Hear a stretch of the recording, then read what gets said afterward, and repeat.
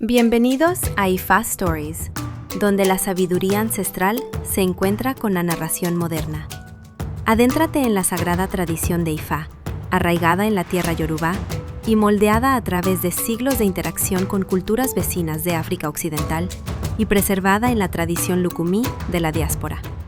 Aquí nos acercamos al corpus adivinatorio de Ifá, los sagrados Odú, mediante los cuales Orunmila revela comprensión sobre el destino y el orden moral reflejado en las vidas de los Orishá, los Irunmolé, los Awós, las comunidades y todos aquellos que buscan orientación. Estas no son leyendas distantes, sino enseñanzas vivas, puentes entre el pasado y el presente, que ilumina la responsabilidad, la consecuencia y el camino humano. Honra la sabiduría, reflexiona sobre el destino. Acompáñanos en este viaje al corazón de Ifá. Suscríbete y deja que las historias hablen. Conoce más en ifastories.com. Nota introductoria. Esta reinterpretación se basa en un relato tradicional tal como se presenta en Ifism, The Complete Work of Orunmila, de Mr. C. Osamaro Ibie. La narración y el comentario de esta presentación son originales de Ifá Stories. Narrativa cinemática de historias de Ifá. Título de la historia: El nacimiento de Ejíobe. Antes de que el nombre de Ejíobe fuera pronunciado alguna vez en la tierra, el peligro ya había entrado en la casa de sus padres. Lo que debió haber sido un día de nacimiento, recuperación y alimento, se convirtió en un día de destrucción oculta. Sin embargo, antes de que la muerte pudiera completar su obra, una voz surgió de donde nadie lo esperaba. Desde ese momento, la historia se apartó del peligro mutuo y se encaminó hacia la doble salvación. Esta es una historia sobre advertencia sagrada, sobre la preservación de la vida y sobre la manera en que un solo acontecimiento puede convertirse en ley ritual. Comienza en un hogar ya marcado por la tensión y por dos prohibiciones que hacían vulnerables de distintas maneras al esposo y a la esposa.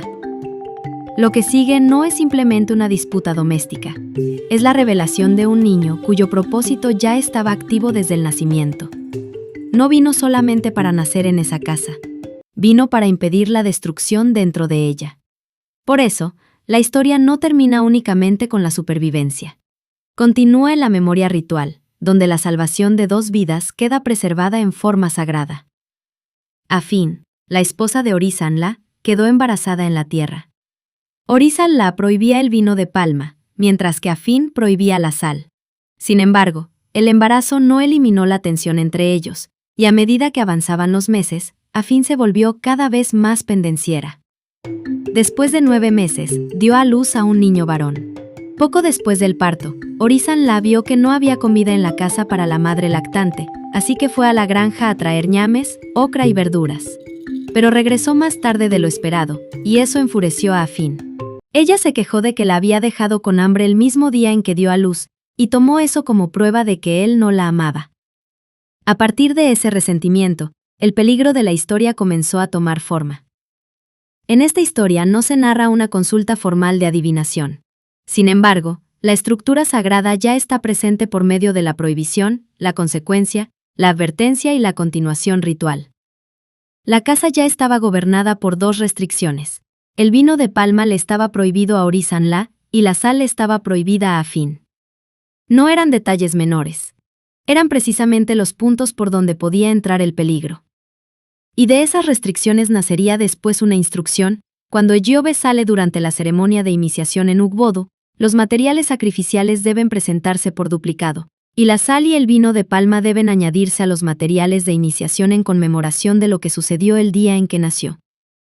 Orísanla prohibía el vino de palma, Afín prohibía la sal. Esos eran los límites ya establecidos dentro de la casa antes de que naciera el niño. Esas eran las advertencias ya presentes antes de que se intentara cualquiera de los actos de destrucción. Y fue precisamente por medio de esas restricciones que emergió el peligro de la historia.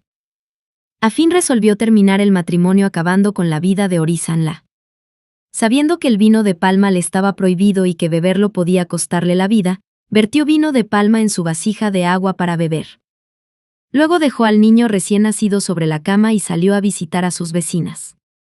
Cuando Orísanla regresó de la granja, comenzó a preparar comida para su esposa. Mientras el ñame estaba al fuego, entró en la habitación y usó su copa tradicional, una concha de caracol, para sacar agua de la vasija en la que se había vertido el vino de palma. Justo cuando estaba a punto de beber, el niño habló y le advirtió que no bebiera el agua, porque su madre había añadido vino de palma. Orizanla se asombró de que un niño de un solo día pudiera hablar, pero obedeció la advertencia. Terminó de cocinar, pero en lugar de permitir que el peligro terminara allí, respondió al daño oculto con daño oculto. En represalia, añadió sal a la sopa, sabiendo que la sal le estaba prohibida a su esposa. Luego dejó la comida para ella y salió a jugar a yo con sus amigos. Cuando Afín regresó, fue al lugar donde habían guardado su comida. Cuando estaba a punto de comer, el niño habló otra vez y le advirtió que no comiera la comida, porque su padre había añadido sal a la sopa. Lo que había comenzado como un resentimiento se había convertido ahora en una destrucción reflejada, y lo que había estado oculto dentro de la casa estaba a punto de salir a la luz. Después de escuchar al niño, Afín se volvió histérica y llamó a los vecinos para que la salvaran de un esposo que intentaba matarla por haberle dado un hijo. Sus gritos atrajeron a espectadores de las casas vecinas. Entonces se convocó una reunión de las divinidades en la casa de Orizanla. A él lo llamaron de donde estaba jugando Ayo, y permaneció calmado aún mientras Afín se aferraba a él y lo arañaba. Ogún tomó la presidencia de la reunión porque Orizanla, que ordinariamente la habría presidido, era precisamente quien estaba siendo acusado. Ogún invitó a Afín a declarar lo ocurrido. Ella dijo que su esposo había añadido sal a su comida, aún sabiendo que la sal le estaba prohibida. Cuando le preguntaron cómo sabía que se había añadido sal y cómo sabía que había sido él quien lo hizo, respondió que su hijo recién nacido de un día se lo había dicho. Las divinidades pensaron que estaba loca, porque no podían comprender cómo un niño de un solo día podía hablar con su madre. Entonces invitaron a Orizanla a responder a la acusación. Él confirmó que en efecto había añadido sal a la sopa, pero dijo que lo había hecho en represalia por lo que su esposa ya le había hecho ese mismo día. Acusó a Afín de haber puesto vino de palma en su vasija de agua para beber, aún sabiendo que el vino de palma le estaba prohibido. Cuando le preguntaron cómo lo sabía, respondió que su hijo recién nacido de un día le había advertido que no bebiera de la vasija, porque su madre había añadido vino de palma. Todas las miradas se volvieron entonces hacia el niño, que ya estaba siendo considerado un ser misterioso. Sin que se le preguntara directamente, el niño dio la explicación que faltaba al declarar por qué había venido. Orisa koi muemo, afin koi geillo, eji mogbe mi ogbe enikon. Él vino al mundo para salvar la vida de sus dos padres, y por eso dio a cada uno de ellos la advertencia que los preservó de la destrucción mutua. La intervención en esta historia llegó primero por medio de la advertencia del niño, y luego por medio de la audiencia ordenada de las divinidades. El niño detuvo al padre antes de que bebiera. El niño detuvo a la madre antes de que comiera. De ese modo, los dos actos de destrucción oculta fueron interrumpidos antes de poder consumarse. Luego Ogún, al asumir la presidencia en lugar de Orizanla, restauró el orden en lo que se había vuelto desorden. Bajo esa autoridad, la acusación fue escuchada, la represalia quedó expuesta, y el significado de la acción del niño salió a la luz. La historia ya no era solamente una disputa entre marido y mujer, se había convertido en la revelación de un propósito sagrado. El significado de la declaración del niño era que había venido al mundo para salvar la vida de ambos padres, y que por eso advirtió a cada uno de ellos e impidió su destrucción mutua.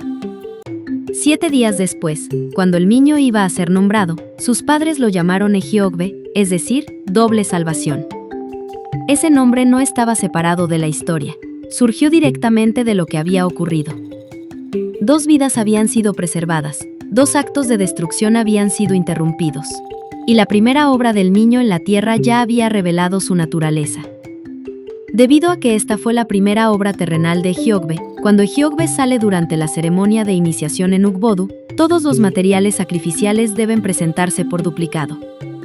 2 chivos, 2 gallinas, 2 caracoles, 2 peces, 2 ratas. Cuando Ejiogbe sale en Ugbodu, también se añaden sal y vino de palma a los materiales de iniciación, en conmemoración de los acontecimientos que tuvieron lugar el día en que nació Ejiogbe. De esta manera, la salvación de 2 vidas entró en la memoria ritual. Lo que ocurrió una vez en la casa de sus padres no permaneció allí. Se convirtió en parte de la instrucción viva transmitida dentro de la práctica sagrada. Esta historia enseña que la represalia oculta destruye el orden, incluso dentro del lugar donde la vida debería ser protegida. Pero también enseña que la advertencia sagrada puede preservar la vida antes de que la destrucción se complete. El niño que más tarde fue llamado Ejiogbe no salvó a uno de sus padres contra el otro, salvó a ambos. Y por esa razón, su obra es recordada en dobles.